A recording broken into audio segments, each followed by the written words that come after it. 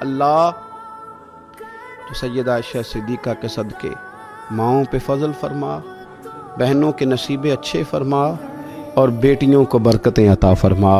حضرت عائشہ صدیقہ رضی اللہ تعالیٰ عنہ نا بطور ناز کے فرمایا کرتی تھی، کہتی تھی 10 خوبیاں لوگوں مجھے وہ ملی ہیں جو میرے علاوہ کسی حضور کی زوجہ کو نہیں ملی۔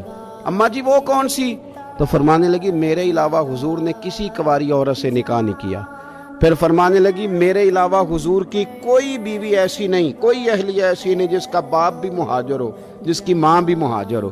اور پھر فرمانے لگی لوگو اللہ تبارک و تعالیٰ کا کرم دیکھو، رب کریم نے میری برات اور میری پاک دامنی کا اعلان عرش سے جاری فرمایا ہے۔ عرش سے حضرت عائشہ صدیقہ کے بارے میں 18 آیتیں سورہ نور کی نازل ہوئی۔ پھر سیدہ عائشہ صدیقہ رضی اللہ تعالیٰ عنہ فرمانے لگی میں ہی وہ خاتون ہوں کہ نکاح سے پہلی ریشمی کپڑے میں لپیٹ کے حضرت جبریل میری صورت لا کے حضور کو دکھایا کرتے۔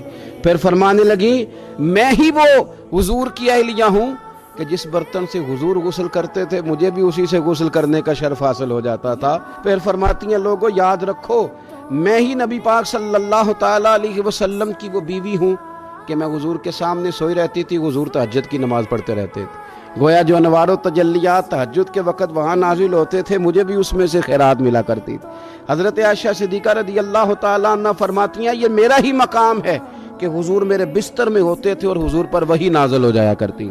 پھر ارشاد فرماتی ہیں کہ نبی پاک صلی اللہ تعالیٰ علیہ وسلم نے مجھے ہی وہ مقام دیا کہ حضور کا نورانی وجود میری گود میں تھا جب نبی پاک نے وصال فرمایا۔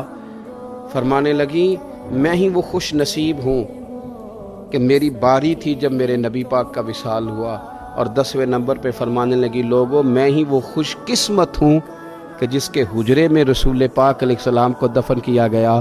قیامت تک جس پر لوگ سلام بھیجیں گے جسے گنبد خضرا کہا جاتا ہے، یہ وہی مقام ہے جو حجرہ عائشہ صدیقہ کہلایا کرتا تھا۔ اللہ